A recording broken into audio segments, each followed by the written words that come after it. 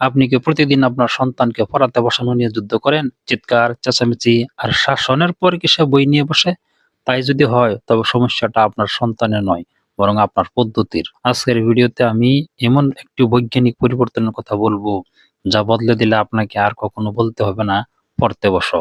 সে নিজ থেকেই পড়াশোনার গুরুত্ব বুঝবে। সেই একটি পরিবর্তন পড়া নয়, শেখার পরিবেশ।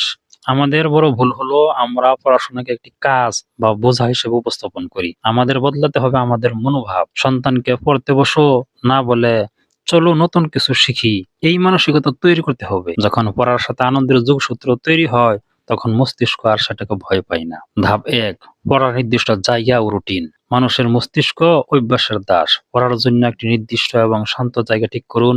সেখানে পড়ার সময় কোনো খেলনা বা গ্যাজেট থাকবে না। প্রতিদিন একই সময়ে পড়ার টেবিলের সামনে যাওয়ার অভ্যাস করান, তাতে পড়তে ইচ্ছা করুক বা না করুক। একে বলে কন্ডিশনিং। ধাপ ২, ডোপামিন ডিটক্স বা স্ক্রিন টাইমের কারসাজি। পড়ার ঠিক আগে যদি সন্তান মোবাইল বা টিভি দেখে তবে তার মস্তিষ্কে প্রচুর ডোপামিন নিঃসরণ হয়। এরপর সাধারণ বইয়ের পড়া তার কাছে অত্যন্ত বিরক্তিকর মনে হয়। পড়ার অন্তত ১ ঘন্টা আগে কোনো ইলেকট্রনিক ডিভাইস দেবেন না। মস্তিষ্ককে শান্ত হতে দিন। ধাপ ৩, কেনর উত্তর দিন। অধিকাংশ শিশু জানে না তারা কেন পড়ছে।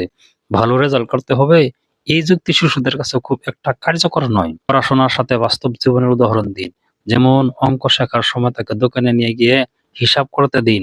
যখন সে শিখবে যে পড়া তার জীবনে কাজে লাগছে তখন তার আগ্রহ বাড়বে। ৪, ছোট লক্ষ্য ও রিওয়ার্ড সিস্টেম। শিশুকে বিশাল সিলেবাস দেখাবেন না, তাকে ছোট ছোট লক্ষ্য দিন। যেমন মাত্র ৫টি শব্দার্থ। পুরস্কার, লক্ষ্য পূরণ হলে তাকে ছোট কোনো স্বীকৃতি দিন। যেমন তার প্রিয় কোনো খেলা বা ১০ মিনিট বাড়তি গল্প করা।